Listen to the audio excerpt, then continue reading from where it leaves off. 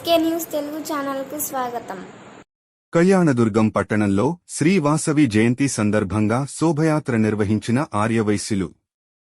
భక్తాదులు చెన్నకేశవ స్వామి దేవస్థానము నుండి మహిళలతో అత్యంత పవిత్రమైన కళశాలలతో శ్రీవాసవి మందిరమునకు భక్తి శ్రద్ధలతో బ్యాండు బాజాలతో ఊరేగింపుగా చేరుకుని అమ్మవారికి ప్రత్యేక పూజలు నిర్వహించారు.